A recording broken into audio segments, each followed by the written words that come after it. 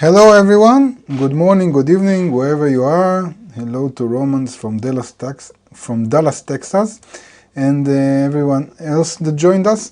We're starting a new series today, or a new article you can say, which is called Peace in the World. So if in previous series, if you're following this YouTube channel and you saw previous playlists, and specifically there were, before we started with HaSulam articles, we talked about the general structure of reality, about how we are built, like the structure of the spiritual worlds, etc. And in previous articles, the peace and the freedom, we've talked about the freedom of choice, about internal balance of a person and his search for it.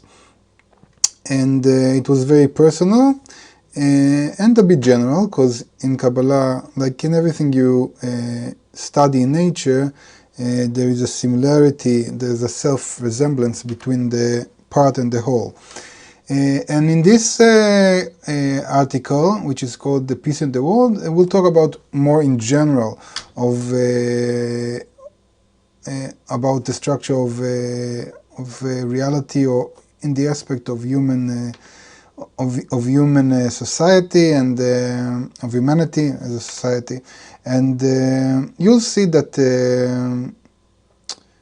also in that you cannot understand the nature of reality without understanding ourselves. And this comes from a perception of reality that we've talked about many times, that all of reality is actually a projection of our internal structure, and reality is just an output of what my senses and my internal processor are doing. And if I change my internal processor or my senses, or as Kabbalah advises us to change the operating system, so it will be more in balance with nature, more in similarity of form to what we call the creator, the one of reality, then the whole output, which we call reality, changes completely from a broken, shattered reality, split reality, into a whole eternal reality. And this is something that we haven't talked. Oh, I see Netzi. Wow, Netzi. You know who's Netzi? Netzi is a guy that once picked us up in Turkey for a congress in Turkey. It was awesome, with a lot of students in Turkey. And then he moved to Miami, I think, or something like that. Anyway, it's good to see you, man. In this article, we're going to talk about, as I've said, the concept of peace. So this article, you have a link for that. If you don't have the book, if you have the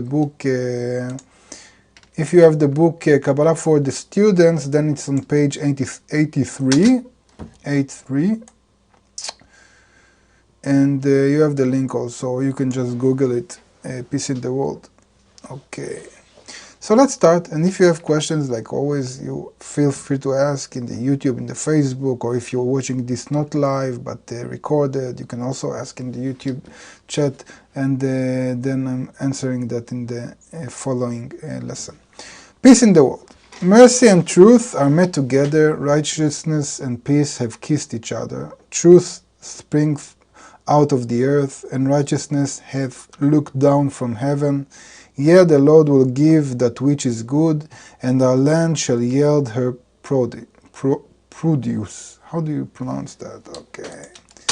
That's problem with reading stuff from Psalms that you don't know how to pronounce them. Just a second, please. Produce. It's like produce. It's like in production, so I didn't understand the word. So again. So we'll read it again. No problem. I need to have the Hebrew original in front of me, then it's much easier. Mercy and truth are met together, righteousness and peace have kissed each other.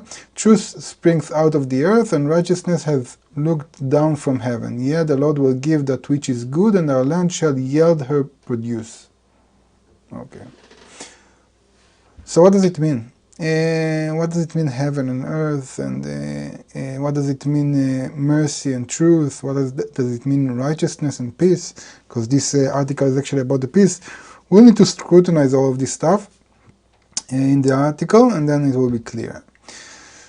Let's start. Everything is evaluated not by its appearance at a given moment, but according to its measure of development. Okay, so this is a very important concept. Everything in reality, good and bad, and even the most harmful in the world, has a right to exist and should not be eradicated from the world and destroyed.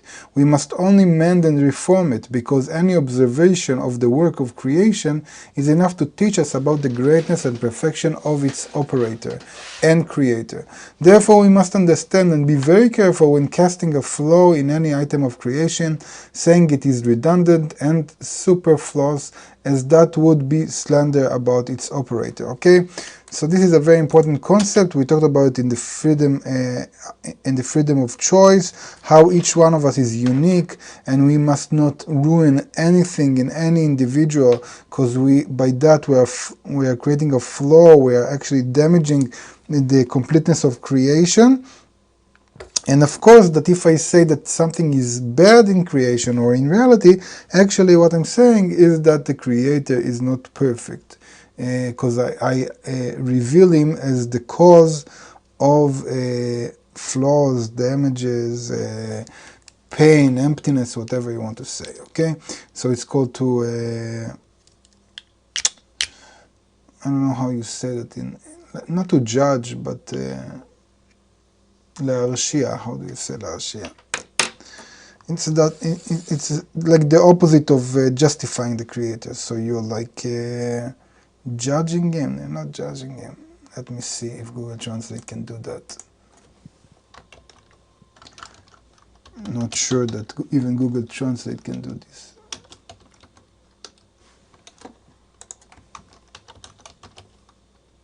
Condemned. Oh, that's nice. Yeah, condemned. Okay, so you're actually condemning the creator if you feel bad, because you're determining that the reality is not good, and he is not good and benevolent. So what Baal HaSulam wants to say?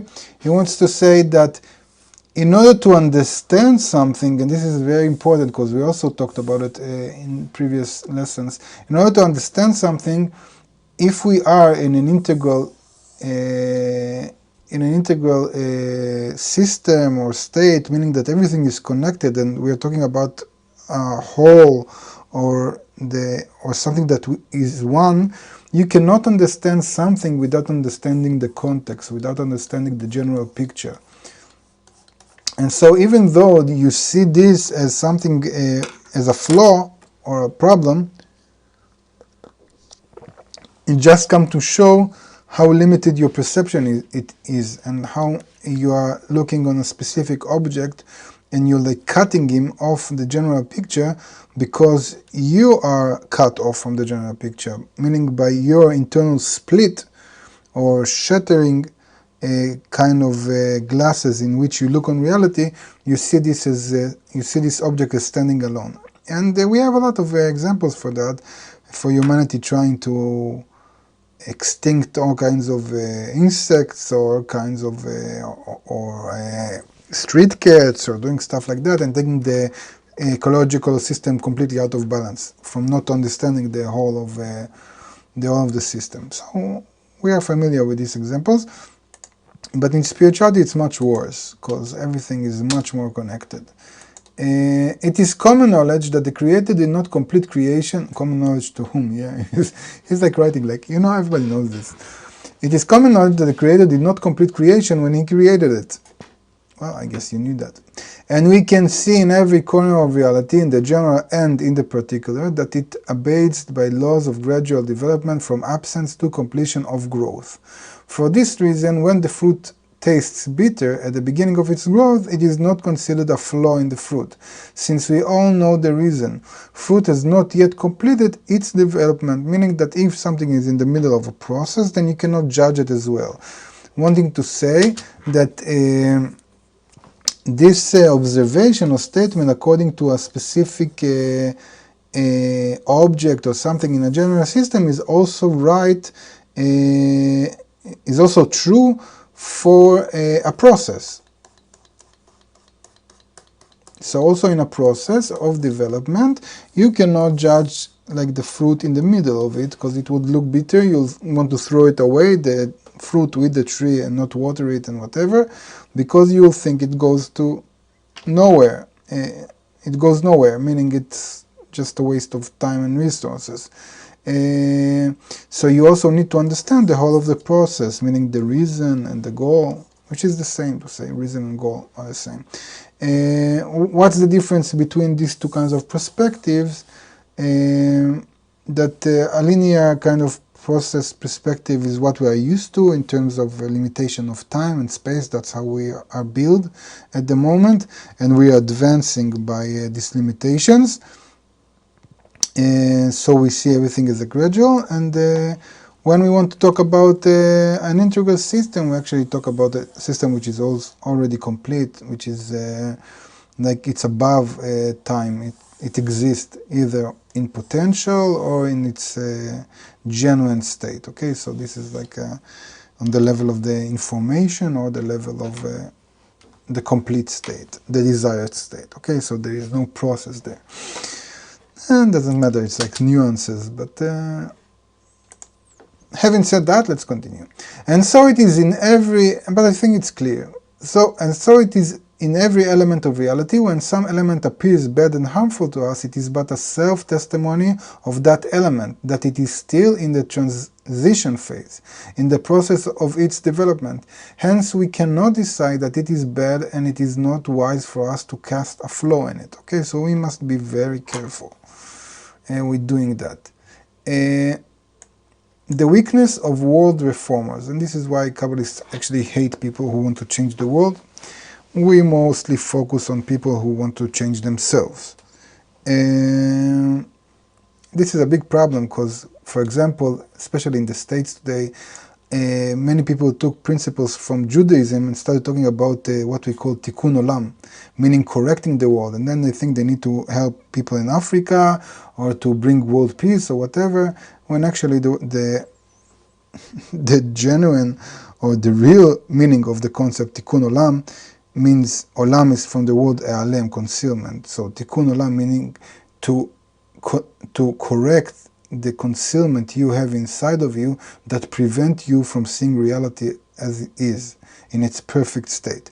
So the only thing you need to correct is yourself, meaning correcting yourself from egoistic attributes into attributes of more of like the creator, of bestowal. But yeah, people want to change the world. It's much easier, because in the ego, it's much easier. I don't need to change myself. I'm just changing others. Everything is like, sorry about the expression, but everything is fucked up outside. I'm going to change that. It's a lot of pride in it. Like the ego supports it. I don't need to change myself. But that's a sad thing, and we'll continue with the article. The weakness of world reformers. This is the key to understand the weakness of world reformers throughout the generations. They regarded man as a machine that is not operating properly and needs mending, meaning to remove the corrupted parts and replace them with good ones. And that is the tendency of all the world reformers, to eradicate any harmful or bad in the human species. And it is true that if the Creator had not stood against them, they would certainly have by now cleansed man entirely, leaving only the good and useful. Yeah, all the religions, all the moral, all the education, all the wars, all the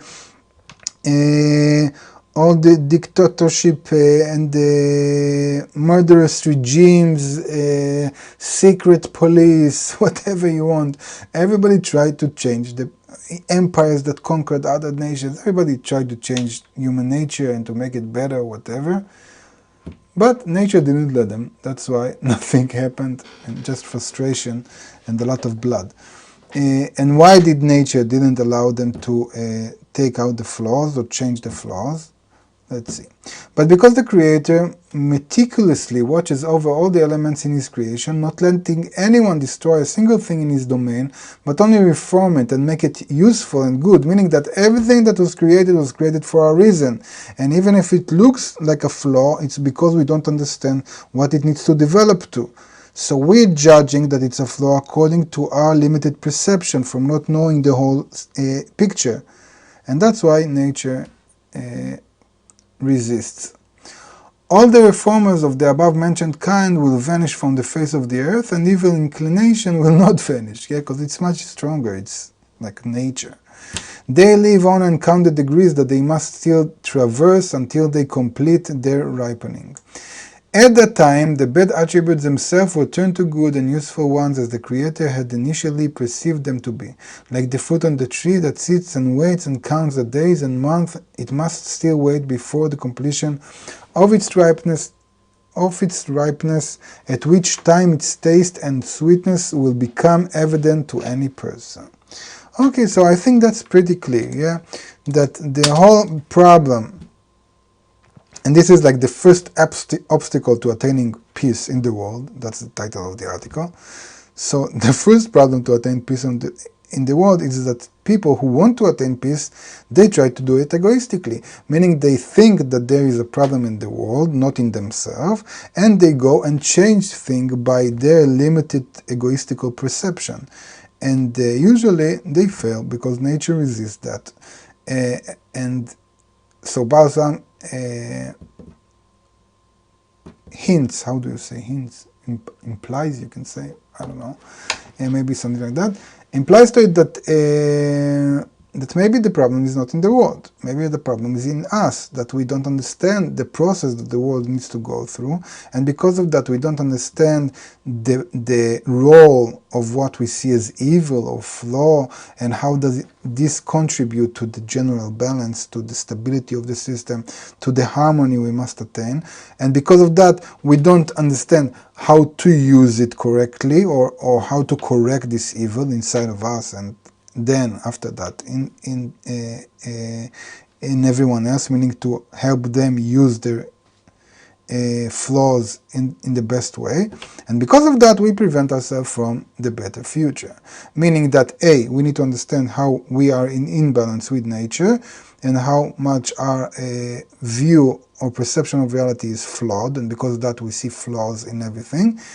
B, we need to understand what is the general law of creation and how the system is built, and to acquire a perception from the corrected state. And C, then we will know how to use nature for our benefit and to attain peace in the world. So this is very simple, and actually we do that all the time, yeah?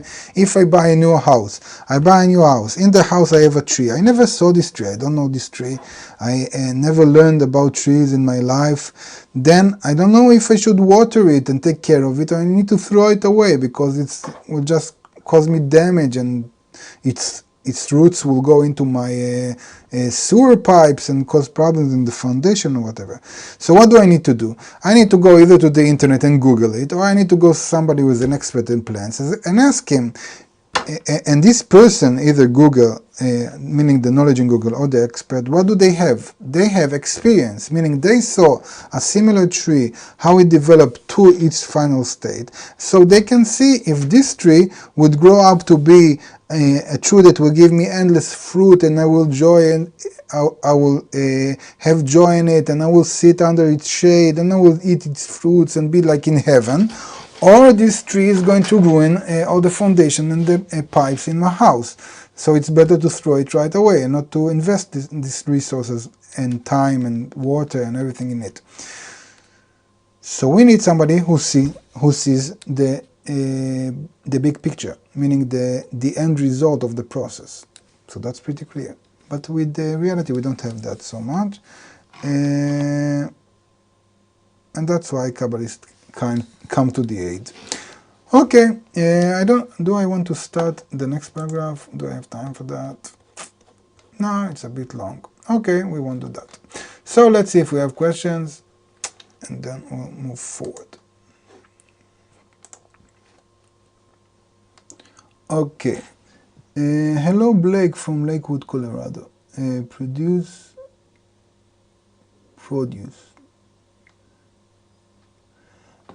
Black is asking, does that mean that death row is wrong because we get rid of individuals? I don't want to relate to that. It's like moral stuff of that relates to corporality at the moment. Let's not get to that. When I look at the world today, I think about that song Fly Away. Meaning what? I don't know, like fly away. What's the lyrics of the song? How does it go? I don't remember. Hello, Alina from Los Angeles. Okay, alludes. Okay. Let's see if we have more questions. Let's see. Good to see you, man. Carmen saying hello. Okay, no more questions. So, Romans, what about the coming election in the US? What about them? I want to get away, I want to fly away. Okay, yeah, okay, like that's the word. Well, you cannot get away and you cannot fly away. That's the problem. But you can learn how to attain harmony in a simple way, because actually you don't want to, why can't you fly away? Because the only problem you have is with yourself, meaning you don't know anything about reality. It's not a problem in reality. The problem is how you see reality, and you need to correct that. And as long as you won't correct that, then you cannot fly away from yourself. So it doesn't matter where you go to, you always take yourself. So that's a problem. So first thing to understand is that the flaws are not outside of me, but inside of me, and I need to correct that. And once I correct that, then I can move forward. You must try to perfect this democracy. What you must try to perfect. You must try to put. Okay, Romans, I don't understand, but not sure I understand. But if you're asking about elections or going to work or stuff like that, we must operate in our world as usual, because that's what was given to us, meaning you should go and vote for the elections, and you should go and work, and you should go and you should be a nice person. You shouldn't go and murder people or rape or rob or something. But you also need to understand that every flaw you see in the reality is because of your internal structure.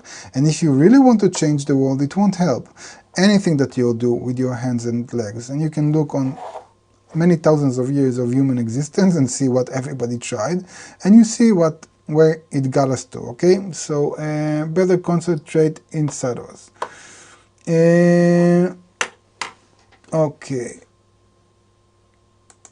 more questions? No.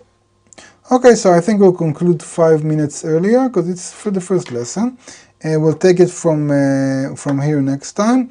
If you have questions and you're watching this not live, then it's good that you'll write your questions, and I'll answer them next time in the beginning of the next lesson. And last chance, I want to say last chance to those of you who want to join the course about the structures of the spiritual worlds, everything that has to do with the moment of creation until our world, and the descension of the soul, and how it's all came to be. It's once a year we're studying it. It's like an 8-month course, very intense, 90 minutes every meeting.